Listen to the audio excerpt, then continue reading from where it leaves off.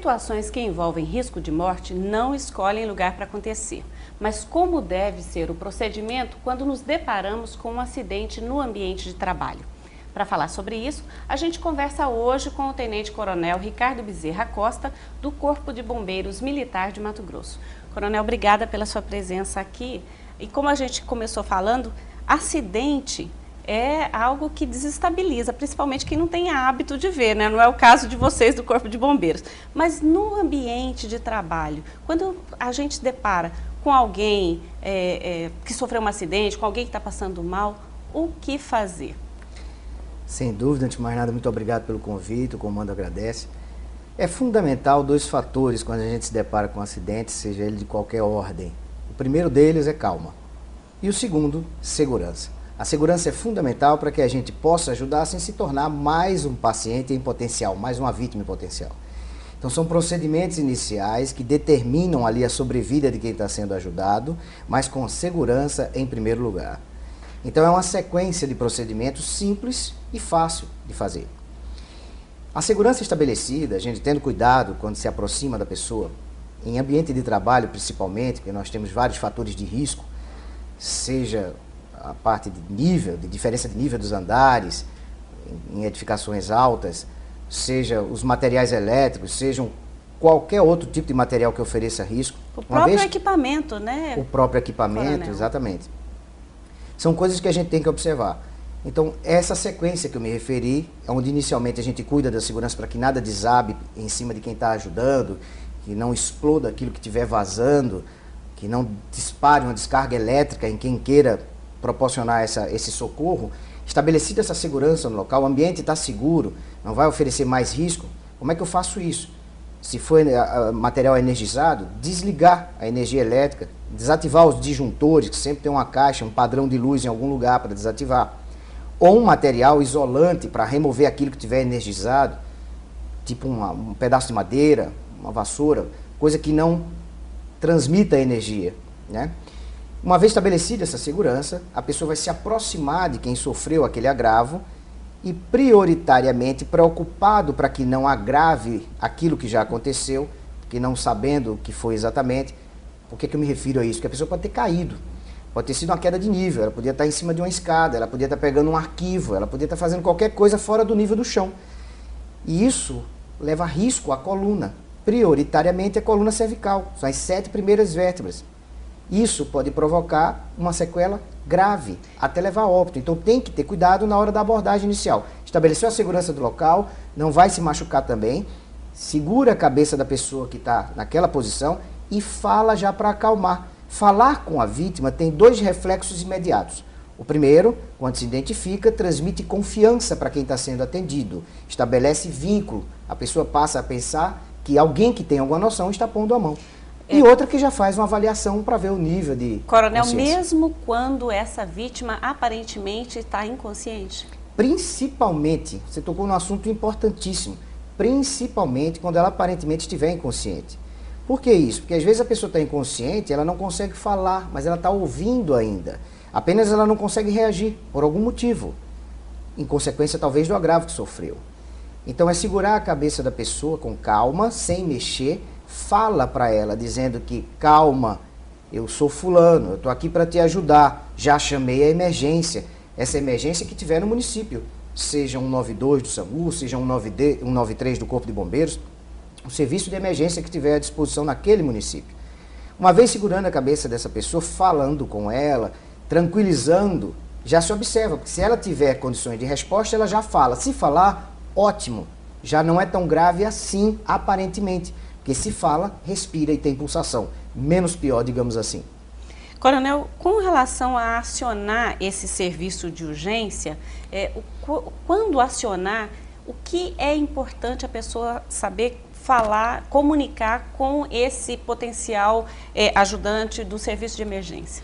Então, se este dispositivo que foi acionado for o serviço do SAMU em Cuiabá, Várzea Grande, ou outro município, ou outro estado que tenha o SAMU, eu vou primeiro no 92, depois a gente fala sobre o 93. Se for um 92 do SAMU, que é o caso da Grande Cuiabá, tem uma equipe pronta para dar a resposta, os atendentes vão conversar com quem está ligando, já são pessoas capacitadas, preparadas para conversar a respeito. E vão conversar de que forma? Vão fazer perguntas-chave para verificar a situação. Uma vez percebido que há um agravo, que há uma situação ali de urgência, emergência, imediatamente eles passam esse chamado para o médico regulador, que é o profissional que estará lá de plantão 24 horas para também estabelecer esse contato e definir se vai mandar uma ambulância simples, uma ambulância de UTI, se vai apenas conversar com a pessoa e orientar outro procedimento. Enfim, eles estão treinados e capacitados para fazer isso e têm competência para fazê-lo. No caso do 193 do Corpo de Bombeiros, nos municípios que não tiver o serviço de urgência e emergência do SAMU. Os outros municípios, eles têm o sistema de resgate do Corpo de Bombeiros. É ligar 193. É importante se identificar, é importante dizer o que está acontecendo. E uma vez que seja perguntado o telefone de quem está ligando ou alguma informação dessa ordem, é para diminuir o nível de trote, porque lamentavelmente ainda é muito alto o nível de trotes nos serviços de emergência, todos eles. Coronel, a gente sempre ouve a polícia militar reclamar muito dessa questão do trote. Vocês também têm esse problema então? Sem dúvida nenhuma. Apesar de que o sistema 193 e 190 aqui da Grande Cuiabá, que a chamada vai para o CIOSP, tem uma tecnologia elevadíssima, que absorve esse tipo de chamada que eventualmente atrapalha o sistema, mas o problema não é a absorção das ligações na Grande Cuiabá. O problema é usar a linha de forma inadequada e, eventualmente, conseguir fazer com que o dispositivo de segurança, ou seja, a Polícia Militar ou o Corpo de Bombeiros, vá ao chamado. Porque além do desgaste de tudo, de pessoal, de equipamento, de viatura, aquele carro foi ocupado para uma finalidade que não existe, né? Foi um desvio que poderia estar sendo utilizado num atendimento real. Portanto, alguém que realmente precisaria do serviço, com risco iminente de morte, pode eventualmente deixar de ser atendido porque alguém burlou o sistema e acionou de forma inadequada.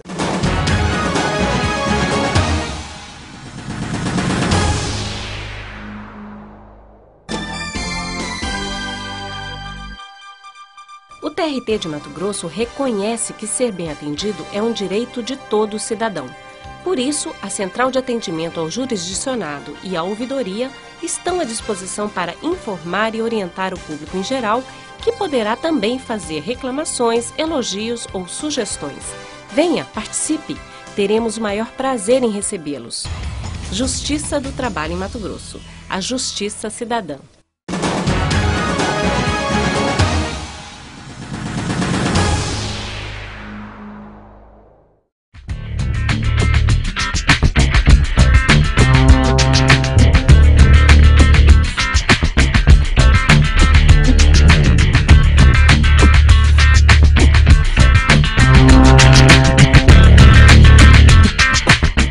Luiz, o que faz e em que ramos atua o engenheiro florestal?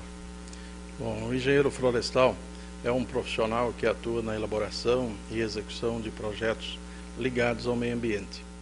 Os ramos de atuação são diversos, vão desde a regularização ambiental de uma propriedade, né, até a parte de regularização cadastral junto ao INCRA, são diversos ramos. E qual o cenário atual dessa profissão em Mato Grosso? O cenário ele mostra muito favorável em função de uma pressão que existe entre a população, organização não governamentais, que pressionam o governo para que se seja feito uma recuperação das áreas que foram degradadas ao longo dos anos.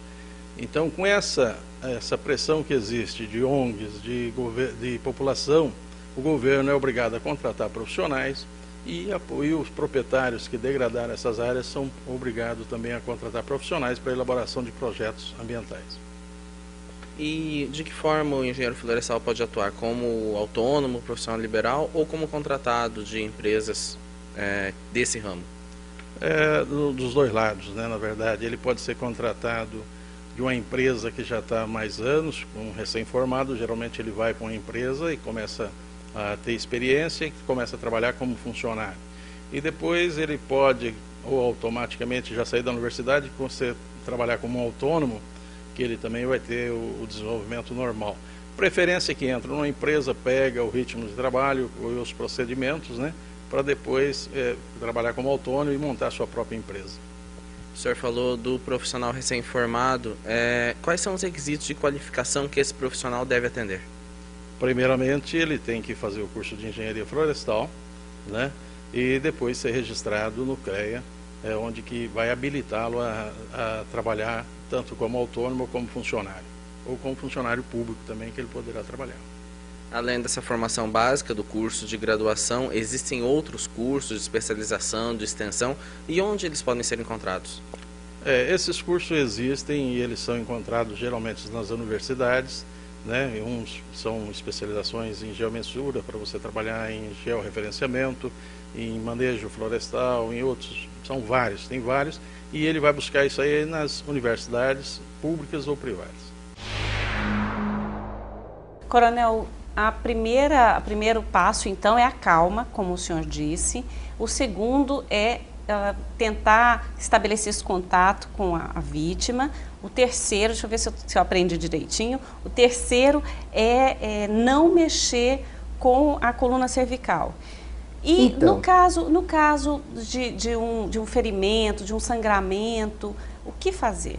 Eu vou dar uma dica mais resumida dos procedimentos iniciais. A pessoa, quando se depara com um problema dentro ou fora de uma empresa, a prioridade máxima é não mexa, não deixe ninguém mexer e chame o serviço de emergência. Esses são os 3 primeiros passos iniciais que garantem mais de 75% de chance de sobrevida com qualidade. Ou seja, eu estou preservando aquela vítima para evitar agravar o problema.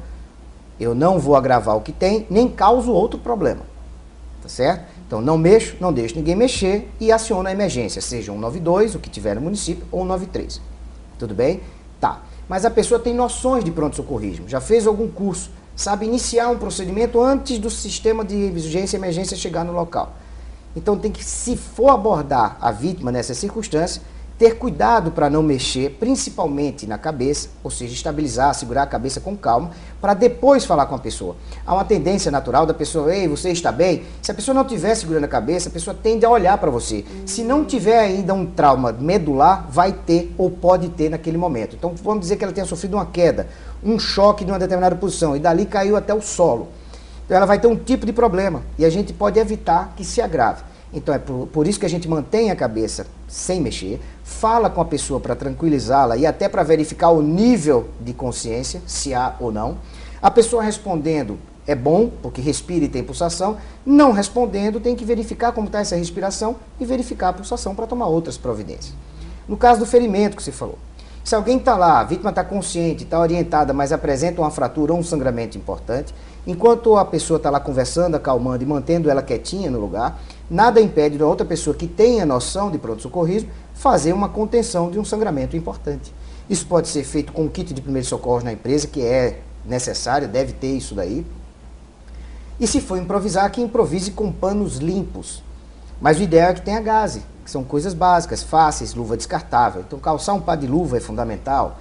Pegar gaze, abrir 3 partes de gaze, colocar em cima do ferimento, comprimir aquilo dali, pelo menos 10 minutinhos enquanto conversa, para que haja uma contenção, uma diminuição da perda de sangue ou até a parada do sangramento. Isso faz com que a pessoa fique mais estável, diminua a possibilidade de inconsciência e outros fatores que possam vir por consequência. Coronel, quanto a esses cursos de primeiros socorros, eles são oferecidos, é fácil ter acesso? Alguém que esteja nos assistindo, que tem uma pequena empresa, que tem uma grande empresa, como ter acesso a esses cursos de pronto-socorrismo de primeiros socorros?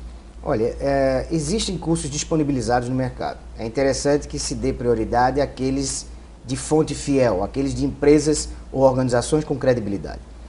Eu diria que é fundamental tê-los dentro da empresa. Fundamental. Não há como se trabalhar no ambiente sem segurança e condições de trabalho.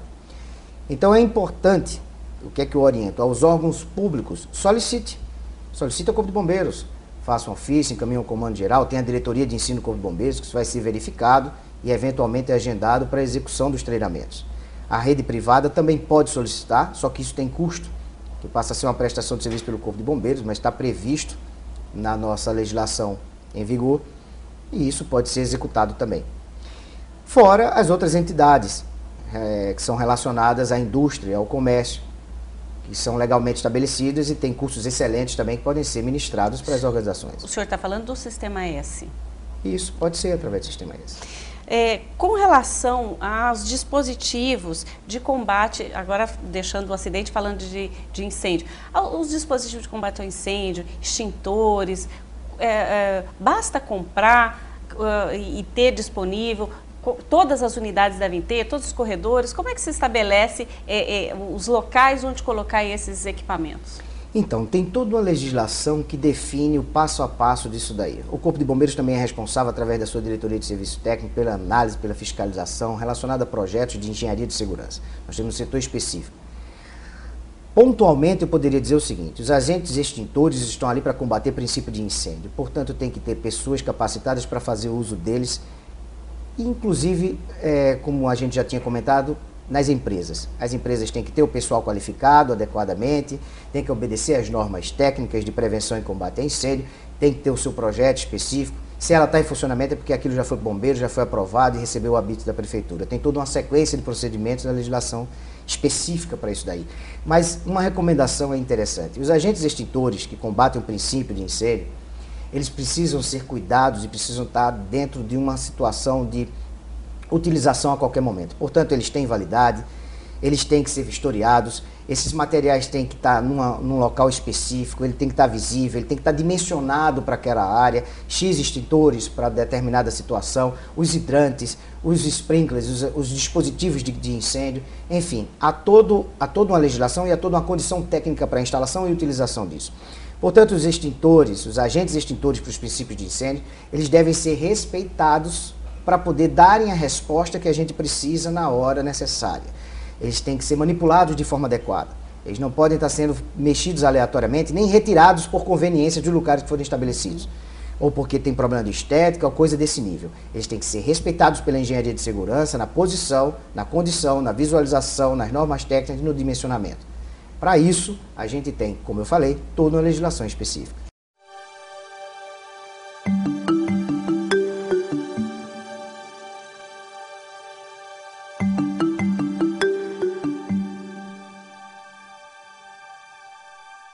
Integração, cooperação, trabalho conjunto na busca de um judiciário mais ágil, eficiente e próximo do cidadão.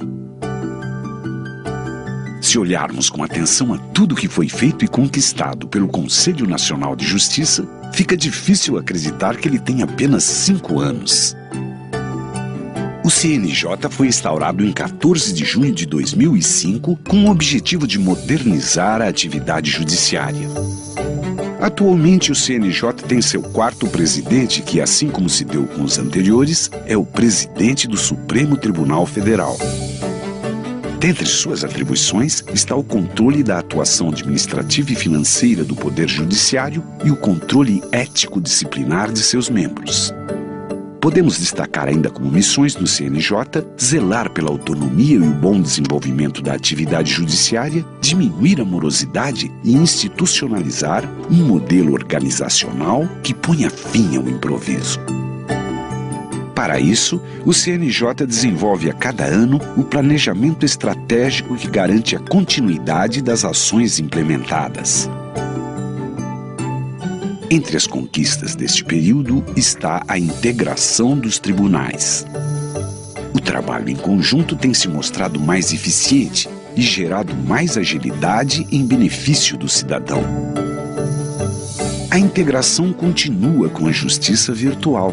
Além de facilitar o acesso à justiça e agilizar a tramitação de processos, com a informatização, elimina-se a necessidade do uso de papel.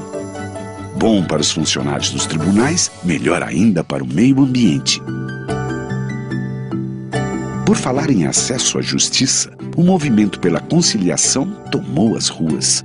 O que começou com um dia, agora tem 4 edições anuais.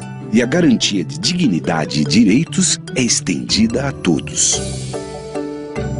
O CNJ também incentivou programas de aproximação dos órgãos da justiça com a realidade carcerária brasileira e criou condições que garantem uma chance de reintegração social àqueles que estão deixando o sistema penitenciário. Outra grande conquista foi a Jornada Maria da Penha, que alterou o Código Penal para erradicar a violência contra a mulher. E para garantir a efetividade de todo esse trabalho, o CNJ fiscaliza e propõe recomendações que visam identificar as reais dificuldades enfrentadas pelo Judiciário. Desta forma, assegura-se uma melhor prestação do serviço jurisdicional e o cumprimento da Lei Orgânica da Magistratura Nacional. O CNJ ainda propõe medidas e recomendações que tornem a justiça mais transparente, sempre em favor do fortalecimento do poder judiciário e do respeito público. O CNJ chegou até aqui de mãos dadas com os tribunais e a sociedade. E para seguir em frente, é assim que vamos continuar trabalhando, por uma justiça cada vez mais próxima de você.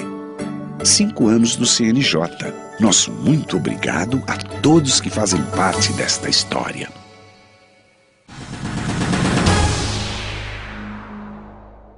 Para a gente encerrar, eu queria que o senhor repetisse os telefones de emergência, no caso de onde tem SAMU, onde não tem, e queria que o senhor desse o endereço onde as pessoas que estão nos assistindo, endereço na internet, possam ter acesso a essas informações, não só sobre essa questão de dispositivos de combate ao incêndio, mas também de pronto-socorrismo. Bom, o Corpo de Bombeiros recomenda, prioritariamente, não agrave o acidente, grave o número 193. No caso de Cuiabá e Várzea Grande, onde nós temos o sistema de atendimento móvel de urgência, que é o SAMU, é 192. O 192 está pronto para atender, tem uma equipe devidamente treinada, um pessoal qualificado, orientado para fazer o atendimento de acordo com o que precisa ser feito. Eles fazem um atendimento bem feito na Grande Cuiabá. Enfim, nós temos 192 em Cuiabá e Várzea Grande e em Rondonópolis também, e 193 nas regionais do estado e nos municípios que tiver Corpo de Bombeiros. Isso é importante. Agora, com relação às informações, o Corpo de Bombeiros está sempre de portas abertas. Nós estamos à disposição. Nós somos uma unidade militar desarmada para salvar vida e patrimônio à disposição de toda a população do estado, seja essa unidade federativa em qualquer lugar do Brasil. Mas a gente fala o seguinte, nós temos o site do Corpo de Bombeiros, que é o bombeiros.mt.gov.br, tem informações a respeito, inclusive está sendo reestruturado o site, a partir da semana que vem vamos estar com ele repaginado, já com a configuração mais moderna, com mais informações. Isso é uma orientação do comandante-geral, o Coronel Alexandre, ele faz questão de levar essa informação e trazer a população para dentro do Corpo de Bombeiros. Essa parte é importante porque a população é parte fundamental da prevenção e pode nos ajudar e pode estar participando e principalmente sendo qualificada a respeito. Essas empresas, essas organizações, elas precisam estar de acordo com a legislação, mas a gente tem que trabalhar em parceria. Então é fundamental isso daí. A gente atende as emergências 193, o site está à disposição, mas o Corpo de Bombeiros, que fica ali ao lado do estádio do Trinha, no Centro-Sul Porto, na rua Coronel Benedito Leite, que é o Comando Geral do Corpo de Bombeiros, fora todas as outras unidades, no Verdão, em Várzea Grande, no Araés, nós estamos sempre à disposição. É um prazer receber a população, é um prazer servi-los. Prazer foi nosso aqui de ter o senhor dando todas essas informações que realmente fazem diferença, né, na hora do sufoco. Coronel, obrigada então mais uma vez pela sua participação e chegamos ao fim de mais um Trabalho em Revista. Mas você pode rever este programa a qualquer hora na página do TRT na internet, trt23.jus.br, clicando no banner Vídeos. E participe com a gente da construção deste programa. Mande a sua sugestão de tema para a nossa entrevista e também para os quadros Profissões e Questões Trabalhistas. Nós estamos aguardando o seu e-mail no nosso endereço eletrônico que está aí no seu vídeo. Obrigada e até o próximo Trabalho em Revista.